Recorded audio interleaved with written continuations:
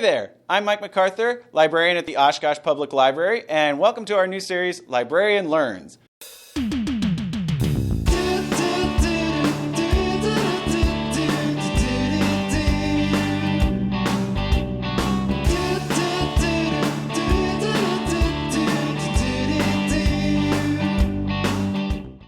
This is where I'm going to go into some short histories about different local history topics in Oshkosh.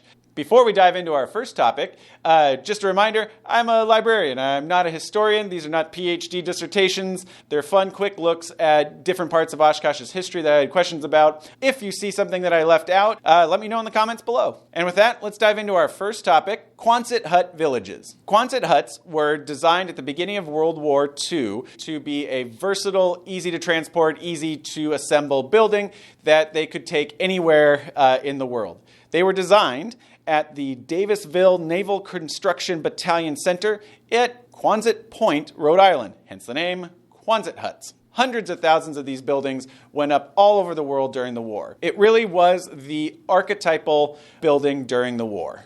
After the war, surplus Quonset huts were pressed into service to create temporary neighborhoods to address acute housing shortages being felt by communities welcoming back soldiers and GIs from the war. Quonset Villages in Oshkosh. So there were two primary locations for these villages in Oshkosh.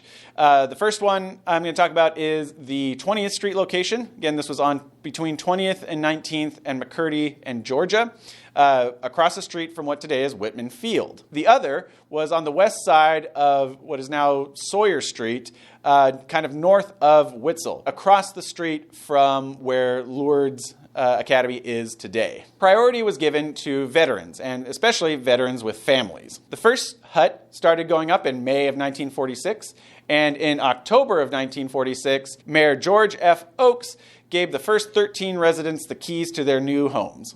The first official resident was Elmer E. Fink and his family.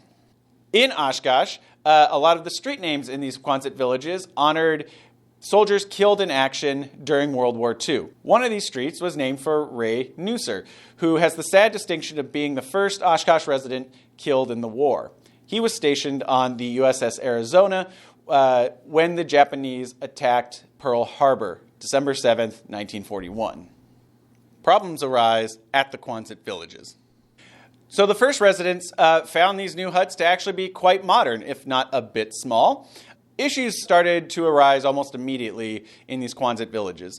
These huts were built towards the city limits, which means city services did not extend that far. At the 20th Street, no bus service ran out there. The nearest bus station was at Ohio and 17th, about a half mile away. The huts also did not hold up well to the Wisconsin winter. I think they would have saw this coming.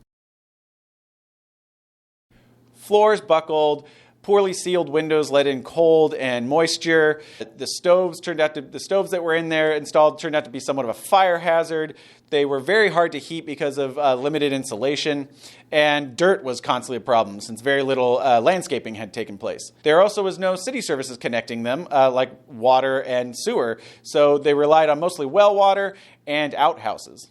So the city took over management of the Quonset villages in 1950, and things progressively got worse, particularly at the Sawyer Street village, which soon became known as Ratville due to a persistent rodent infestation. By the early 1950s, these villages had kind of outlived their usefulness. End of the villages. These huts were never really designed to be permanent homes, and most of their problems stem from that.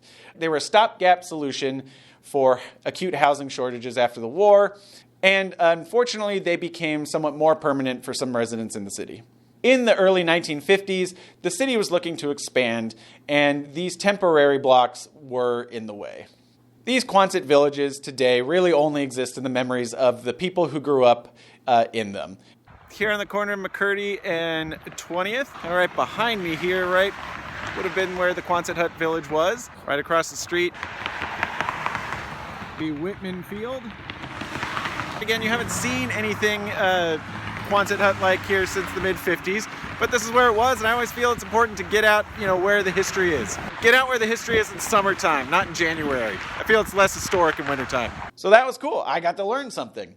If you have a specific topic you'd like me to discuss in a future episode, write in the comments below or email me at the library using the link in the description. Thank you very much. See you next time.